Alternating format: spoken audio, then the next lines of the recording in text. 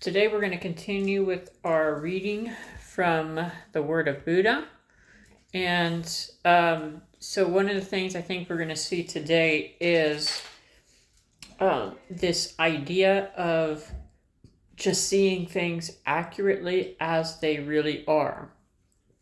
And so some of this stuff seems like so simple and so obvious, but sometimes we have to remind ourselves of those obvious things and keep ourselves grounded in reality rather than getting caught up with our fears, things that haven't happened yet that could happen, that you're worried might happen, and regrets of the past, things that are not the reality right now. And we really need to try to get down into the present moment, just what is true right now.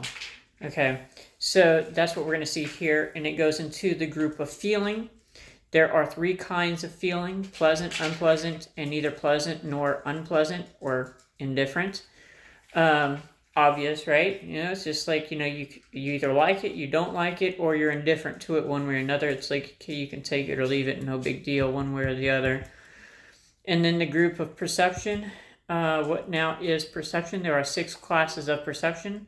Perception of forms, sounds, odors, taste, bodily impression, and of mental objects. So you notice that, because we think of the 5 senses, things that you actually sense, which is kind of like what they're talking about, sounds. So you have, perception of forms, which is what you see, the sounds, what you hear, odors, what you smell, taste, what you taste, and bodily impressions, the sense of touch. And so you have the 5 senses there, and then they have this extra thing and of mental objects, because what happens up in the mental faculty can sometimes be disconnected from what we physically are actually perceiving. So when you look, so they actually in Buddhism are looking at the mental aspect as being a separate perception, because what we perceive going on in the mind does not have to be what is going on in the world. So there's the mental objects. What now are mental formations? There are 6 classes of volitions. The will directed to forms, to sounds, to odors, to taste, bodily impressions, and to mental objects. Okay? There's a side note here. In order to cut down time, I'm not going to read the side note. So then it says the group of consciousness. What now is consciousness? There are 6 classes of consciousness. Consciousness of forms, sounds, odors, taste. So what you see here is each one of these groups, whether it's perception, which was the first one, the group of perception, the group of mental formations, 6 classes of volitions. Yeah, so you have the perception, you have the group of mental formations, and you have the group of consciousness, and each one is broken down into the 6 categories. So you can be conscious of the 5 senses plus the mental formations. You can be you can perceive those 5 plus the mental formations, and let's see. So then, dependent origination of consciousness. So they had the 3 classifications there. Then they get into the dependent or origination of consciousness. Okay, so let's look at what this says, and I think after that we will end the video.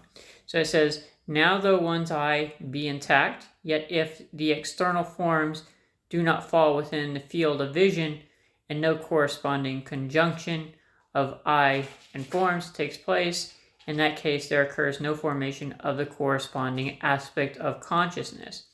Or though one's eye be intact, and the external forms fall within the field of vision, yet if no corresponding conjunction takes place, In that case, there occurs no formation of the corresponding aspect of consciousness. If, however, one's eye is intact and the external form falls within the field of vision and the corresponding conjunction takes place, in that case, there arises the corresponding aspect of consciousness. Hence, I say the arising of consciousness is dependent upon conditions, and without these conditions, no consciousness arises. And upon whatsoever conditions the arising of consciousness is dependent, after these it is called consciousness, whose arising depends on the eye and forms. After these it is called, there's a period there, I kind of ran it all together. Consciousness, whose arising depends on the eye and forms, is called eye consciousness.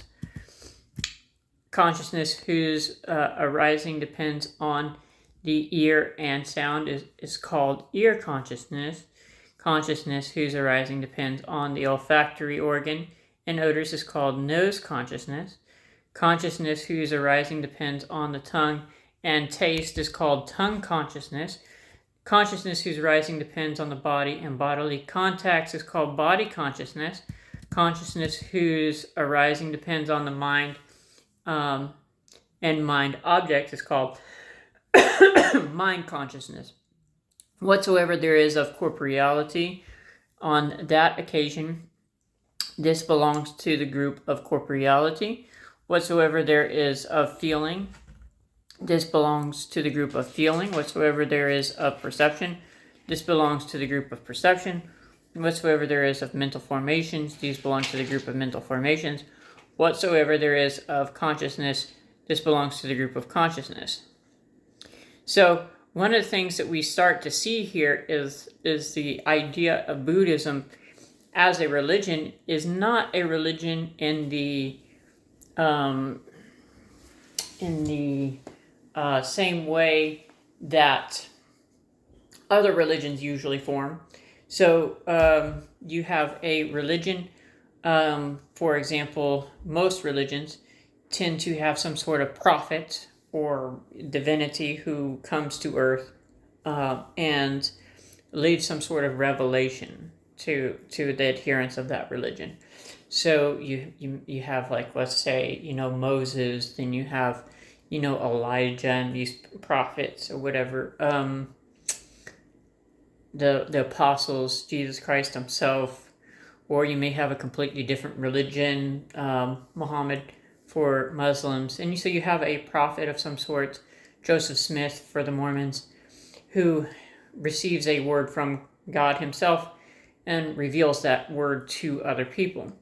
In Buddhism, this is not a story of somebody receiving some sort of revelation. It's somebody just thinking things through and looking at and trying to analyze things as they really are. And so just looking at a lot of this stuff, you start to realize that this is simply just a logical discourse in a lot of ways. So a lot of things you start to see in Buddhism from the Buddha or logical discourses. It's not he was a prophet and received this word from God and had to give this word to people about sins or not sinning. And so just here specifically we see what we're thinking about is like, for example, talking about what the eye consciousness is, being consciously aware of things. If, let's say, for example, you're born blind, you could never be consciously aware of the existence of colors if you were born blind. Now, if you could see before and then you go blind as you get older for whatever reason, whether it's because of an accident and the eyes get burned or poked out or whatever that accident causes, or if it's because of some sort of genetic condition that deteriorates the sensory area so that you can no longer perceive the things that are in front of you, you're consciously aware of the existence of colors at that point, but you just went blind later on. So whereas you're born legally blind, but you can perceive vague things, So it's the level of your consciousness or awareness of the physical world that we think of with our perception of our eyes only happens if the eyes exist and there's a connection there. So like even in our everyday lives, if somebody who lives in China never falls within my view, I am not consciously aware of that person.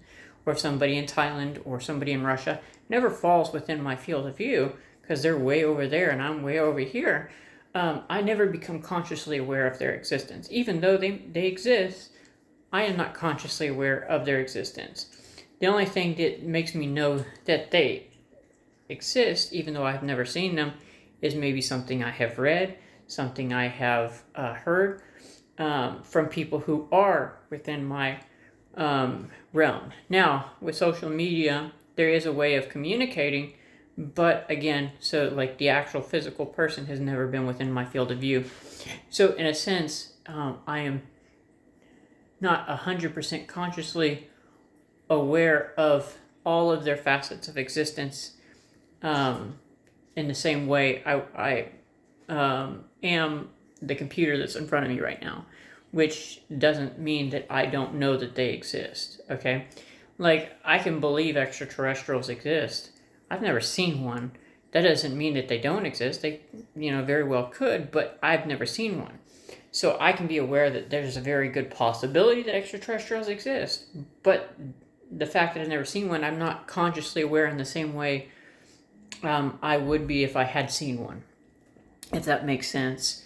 So what you become consciously aware of are the things that you either have seen or the things you are consciously aware of right now in this moment are the things that are specifically in front of you right now, because you can see them right now. Now, if you've seen it before and you don't see it right now, you just know that it was there when you saw it. You don't really have that same level of conscious awareness of it being right now if it's not in front of you right now, if that makes sense. So we become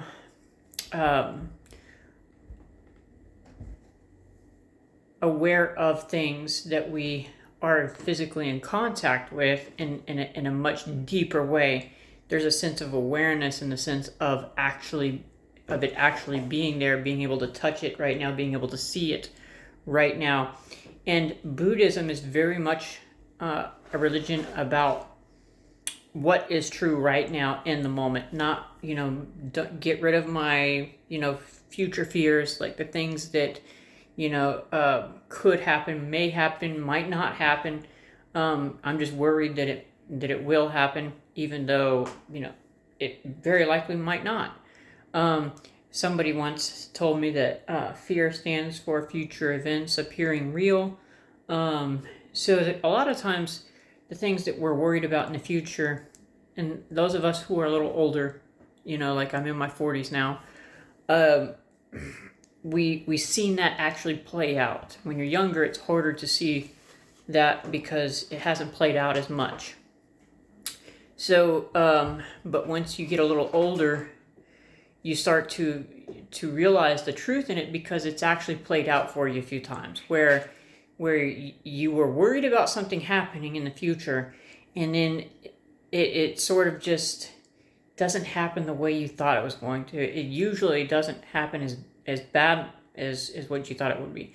Now, there are also occasions where you thought it was going to be, things were going to happen better, and things kind of fall apart and are worse than what you expected they were going to be. And really the point is no matter how we perceive how we think the future is going to happen, it never happens how we expect. So whether we think good things are going to happen in the future or bad things are going to happen in the future for us, it never happens how we expect it.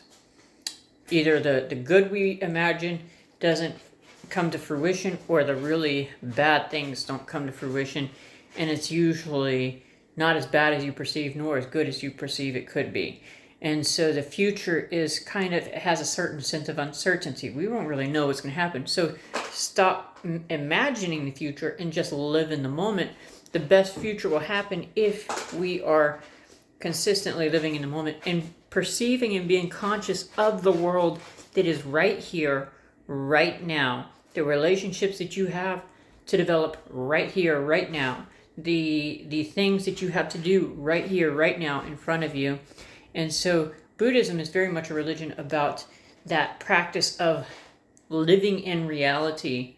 And so it's not so much the type of religion where you're receiving revelations from God or anything. It's more of a religion of just that spiritual practice, living in the now, not worrying about the future, not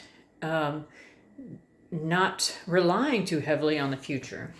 Because you could imagine it being really great or really bad. And either way, it's probably not going to be the way you think it's going to happen. So, and we've seen that play out a few times in our lives. Once we get a little older, when you're younger, it's harder to imagine because it just seems so clear. This is definitely what's going to happen. And then it plays out for a few times. Once you get to your 30s and 40s, 50s, you've seen how the future isn't usually what you perceived it to be. And so that's kind of what we're doing here. And this part is looking at our consciousness and things that we're conscious of, the senses, and making a distinction between the things that the senses perceive and what's going on up here. Because what's going on up in here doesn't necessarily have to have any basis in reality. And so it's a very interesting thing. Buddhism from over 2,000 years ago, 2,500 years ago, was already making a distinction, saying, no, what's going on up here isn't necessarily what's going on around us, and looking at it as a separate sense in a way. So we're going to stop there for now and continue this discussion later.